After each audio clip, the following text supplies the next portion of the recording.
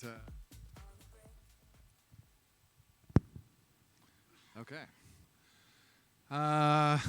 Good afternoon. It's my pleasure to be up here today and relish the opportunities to speak about Bitcoin. Certainly, before I get into my presentation, I just want to thank you all for spending this time here and choosing to join us and sharing some of the ideas. Today, my presentation, we're going to be talking about monetary entropy and the value of time. I'm going to start just with a quick detour talking about one of my favorite movies. This scene is from a movie called Interstellar, which is a space film. It's a kick-ass space movie, and it's also a really fascinating discussion about time in a lot of different ways. And this scene, if you're familiar with the movie, the main character, played by Matthew McConaughey, it's a crew of astronauts who are journeying through space trying to find a new planet to settle. And the first planet that they visit, they make a calculation error, and that they arrive back on their main ship to discover that error cost them 20 years of Earth time. And so he's realizing that he's now lost decades worth of moments that he may have had the opportunity to spend with his loved ones. And I feel that this scene, which became sort of one of the iconic scenes from the movie, is a very, it resonates with a human emotion that we all understand on a very, very deep level. And that is this notion that lost time is one of the worst things that any of us can suffer because of how precious time is. And this is an idea that we've understood as long as we've been organizing ourselves in human civilization.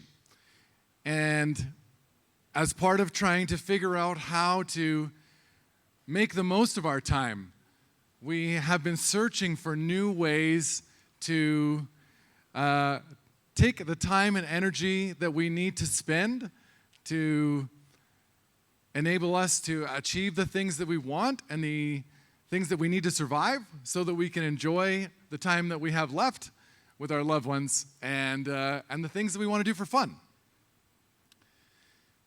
And we do all understand that time is truly the most finite thing that we all have.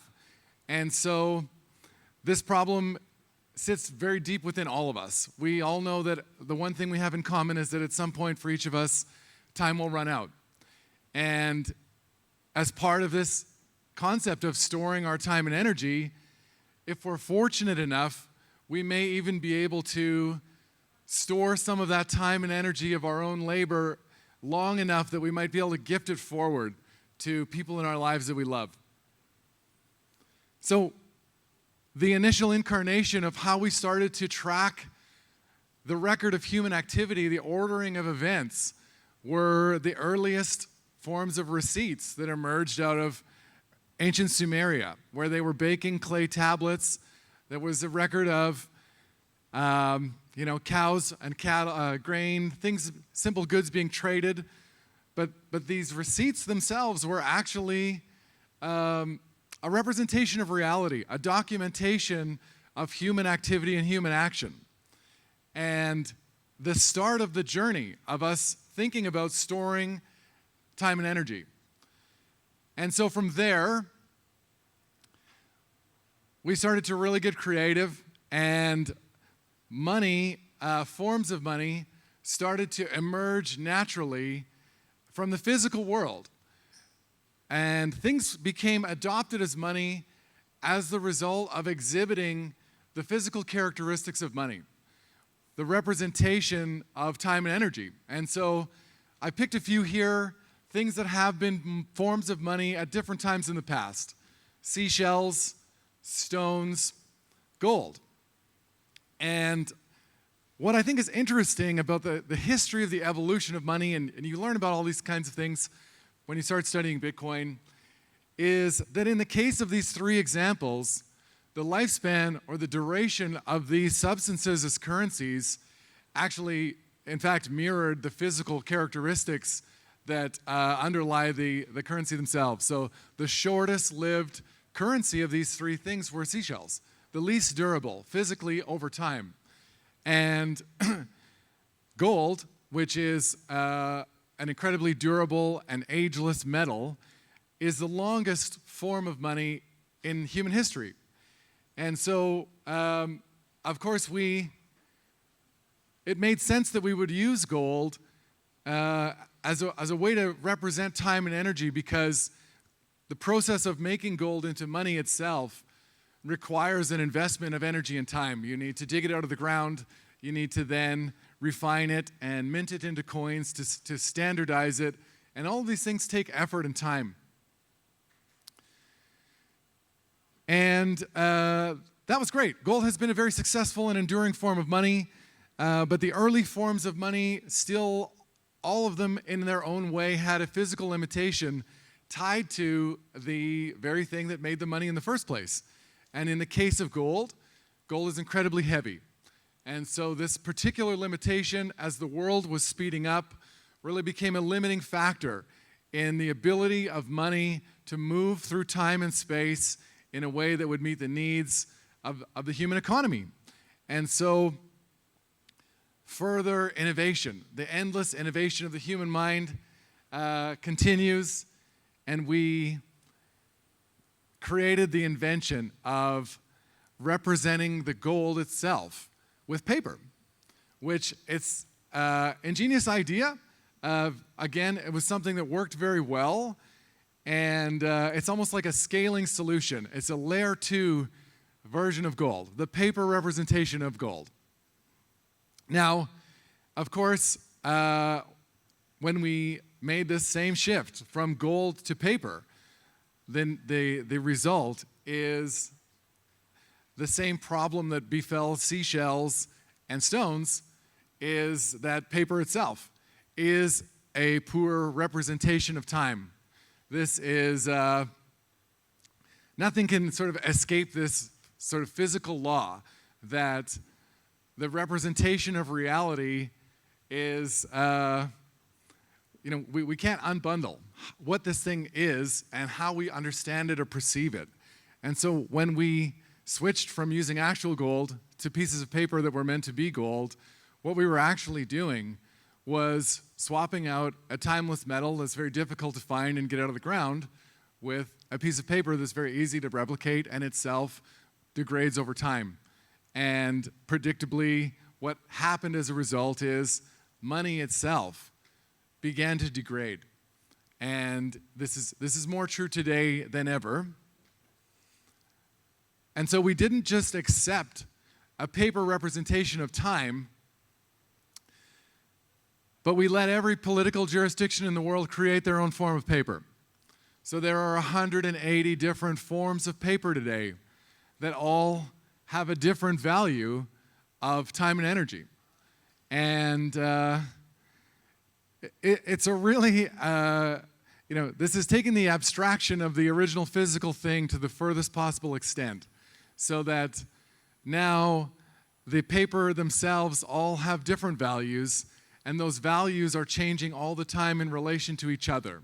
So what we really have across the world is a non-uniform and variable value of time. We have no way to properly price things and even understand, as my time, an hour of my time in Canada where I live, truly has a different value of paper than the value of someone earning paper in Suriname. These are just, this is a structural problem with the concept of representing time and energy with paper. And so as a result, we have this larger umbrella problem as a species, as a civilization, which is the total inability to store time, the most precious thing that we have. And, I think that we all understand this in our own way. And in the English language, there's lots of colloquial expressions that say, I'm running out of time, that's a waste of time. We have all these different ways of expressing our subconscious understanding of this notion that we just don't have time. And, I think there are lots of different ways to quantify this statistically, and I chose some Australian examples but I can promise you that the Canadian ones are just as bad. So, for me, this is household disposable income, and maybe this would be a way to quantify or measure an average person's free time. Your disposable income would be your ability to store your time for daily use.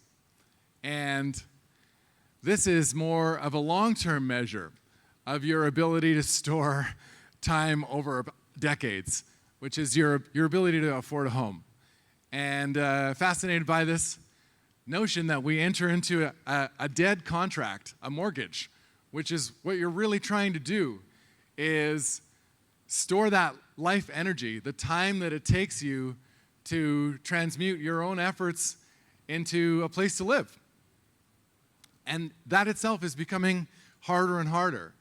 And in the 70s, it was 3 times an annual income to buy a home, and today it's more than 10. This is, among other things, a problem of time.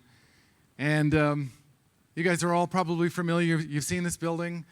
I love the classical architecture, and often I love to point to them. This building, the QVB, is such a phenomenal example of human ingenuity, and it's also a smoking gun for our social conception of time because of the obvious fact that we do not build things that look like this anymore.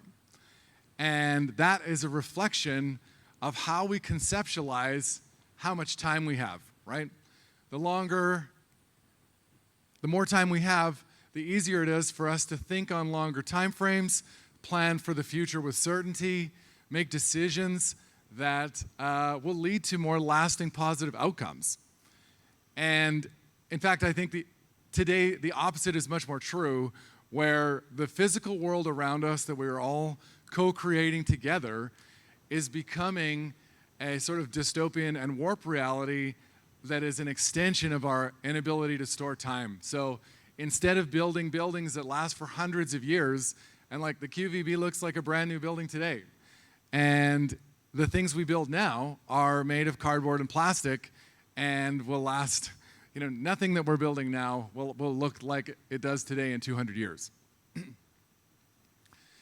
I think it's important to acknowledge that the breaking of money is not like a naturally occurring problem that happens by accident. It's not a natural phenomenon. The times in the past where money has broken after having emerged naturally has happened because of some kind of human action or human intervention. So the rye stones from the island of Yap were rare until European sailors arrived and discovered similar stones on a nearby island and hyperinflated the currency by importing the stones to the island where they're being used.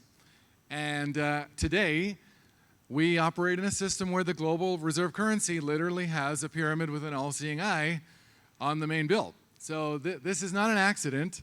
We operate in a system where a certain amount of monetary energy is continually being siphoned out of the system. And in my book, The Tao of Bitcoin, I cast the creature from Jekyll Island in the role of the antagonist. And if you haven't read The Creature from Jekyll Island, I highly recommend it as a must-read.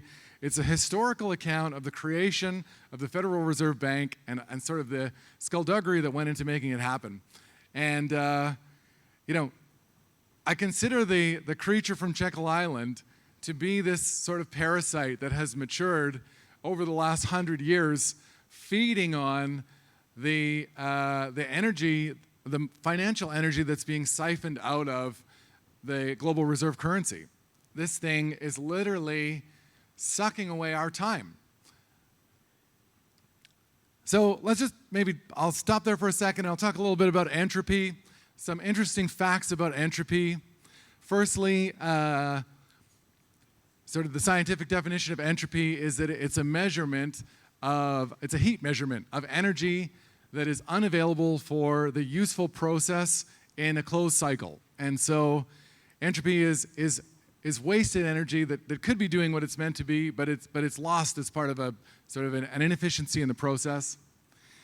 In information theory, the measure of entropy has to do with how much verbiage is required to describe something.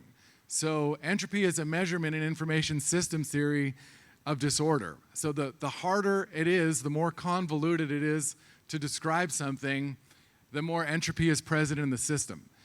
And this is just something that I think couldn't define our present financial system better, because our financial system has become so complex as the result of people just trying to figure out how to survive. And one more interesting thing about entropy is that the second law of thermodynamics says that entropy in a closed system, it is in its nature to increase over time. So when there is entropy happening, when energy is being wasted, it's a problem that is going to get worse. And so if you think about those three things together, and then we put it in the context of how the paper money system is working today, the concept feels pretty on point for me. So what I think of, is really needed for an answer to this problem is a monetary system that is free of entropy. And I wonder, what would that look like? So I'm not a mathematician. This is Pythagoras' theorem. And in my mind, how I visualize this problem is, the thing about Pythagoras' theorem is if you have the information about two sides of a right-angled triangle, you can figure out the information about the third. So if the problem we're trying to solve is entropy around time and energy, then what we need is a system that fairly values those two things without losing anything along the way. So in this model, I think about if you know how much time something took to do and you knew how much energy it took to do, then you should know how much something is worth. And the same could be true of the opposite, of the other aspects of the triangle.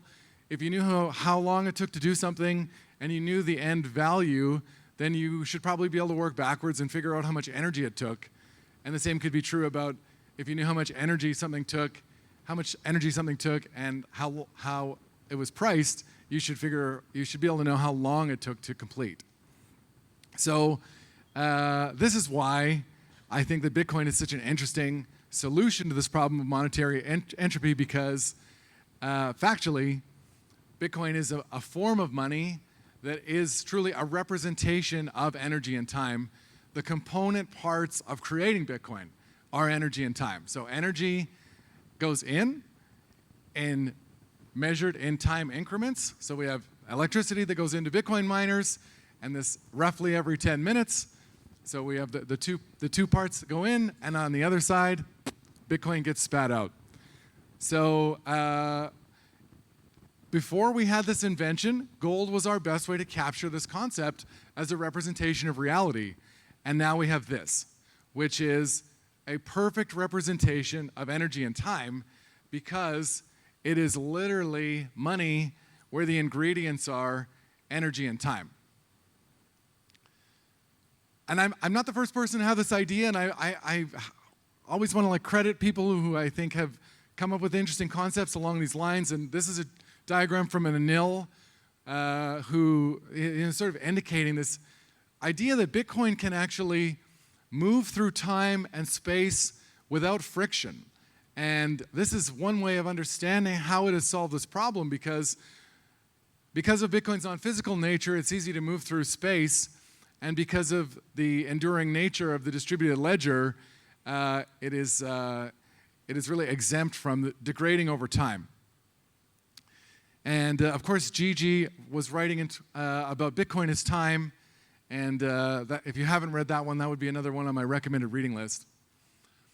I think that to come back to time, this concept of the variable value of time, it creates a subjective experience for each of us that impacts us all in our own way and keeps us separate. So, and we know this is true, outside of Bitcoin and money, there is a really interesting story about a French researcher in the 60s and 70s. His name was Michel Siffre. I may be saying that wrong. And he was conducting these experiments around the experience of time, where he would go underground, deep underground in caves for months and have no contact with the outside world, no ability to see the sun, no pieces of technology that were recording time, and he would just go to sleep when he felt like it was time to sleep, and he would journal, and then eventually he would come out of the cave. And so this guy, on his first trip underground, he was like hundreds of meters underground, arrives after having been down there for 63 days, convinced he'd been down there for 37. And he was experiencing 5 minutes in 2. So time is something that we experience subjectively. I think this problem of 180 different forms of paper certainly creates this problem all over the world. And this is where I think Bitcoin can really create an interesting solution, because Bitcoin itself is a clock. It's not a clock in the way we think of traditional clocks, but Bitcoin measures human activity and events in a forward and linear fashion, and it does it with regular intervals. So in the Bitcoin clock, we have blocks and difficulty adjustment periods and epochs, and within those, they don't take the exact amount of human time at a time, but it is a measurement of time that is not going to change. So this is the cool thing about the Bitcoin clock, is that it is absolutely uniform.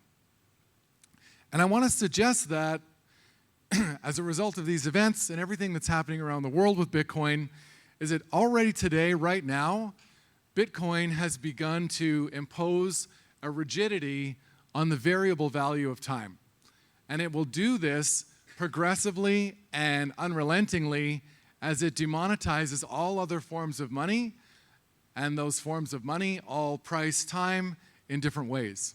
So we are moving towards a time in the future where the value of time has been standardized, and every other measurement will have to bend and conform to this one singular clock. And this is sort of what I think of as the Bitcoin singularity. This is like the moment in time, and we talk about the idea of the end of time as like, this is going to be the end of humanity, and I don't think it's the end of humanity. I think of the end of time as the end of the way we think about time now, where time is running out. I don't have any time. I'm wasting my time. We're moving to a world where time can be safely stored. And this is a favorite consciousness model of mine that helps me sort of think about what this future of time looks like. The top is where we are now, where in the world where we can't store time, we spend less time in the here and now. And this is a paralyzing anxiety about the future, and whatever regrets we have about the past and how we got to where we are now, things that keep us away from enjoying the time that we do actually have. And I think this is like a peak fiat world problem. You can see this everywhere we go. You go to a restaurant and you'll see a table of friends, and they're all staring at their phones instead of enjoying each other, watching 8-second videos that are of people they don't even know somewhere else in the world, maybe doing something they think is more exciting than the thing they're actually doing right now. And with the elimination of this problem of entropy and time, I think what we can really do is spend less time worrying about tomorrow and regretting about yesterday, and just absolutely more of our consciousness, our appreciation of the now. And this is where I said that the book, The Tao of Bitcoin, the Tao of Bitcoin to me is a sense of inner peace that accompanies a comprehension of energy money. It is the notion of really sitting with it. This is a solution that already exists today, and as we think about moving ourselves one by one out of the paper money system, it's a voluntary exit from the theft of your time.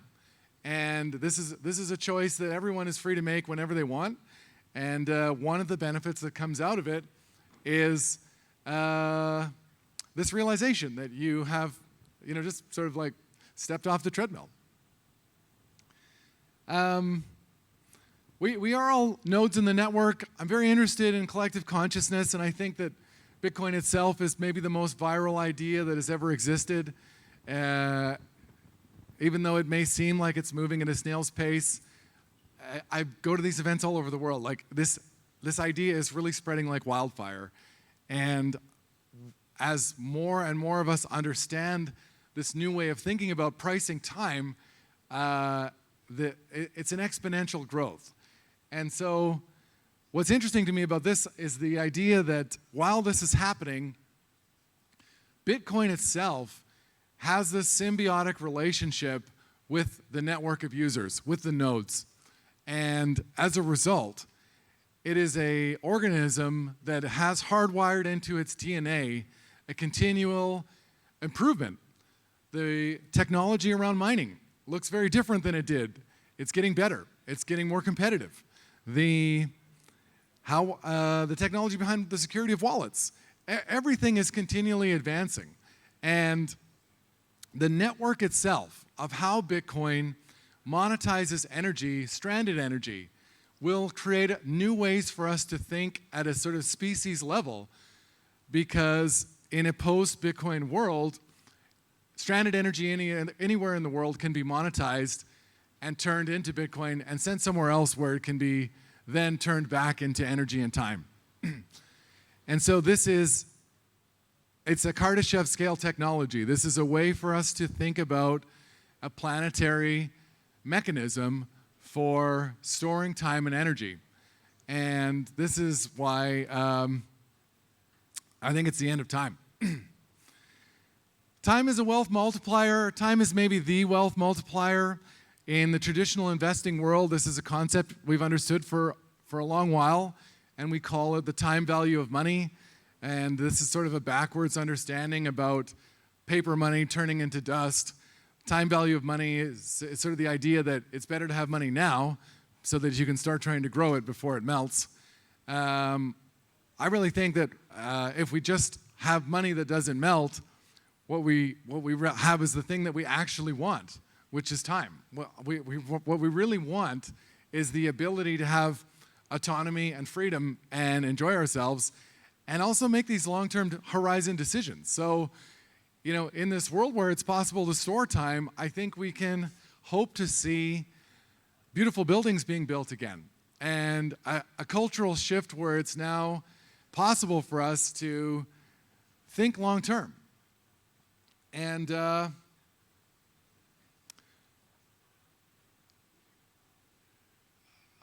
I skipped a slide there. Because at the end of the day, I think that all of this stuff, the money stuff, comes back to these problems that we were contemplating when we were inventing money in the first place. And that's just that we all want to make the most of the time that we have. And thousands of years later, the farmers today are grappling with the same challenge that our ancestors were in ancient times, which is, how do we trade our time and energy for the things we need with other people who have trying to do the same?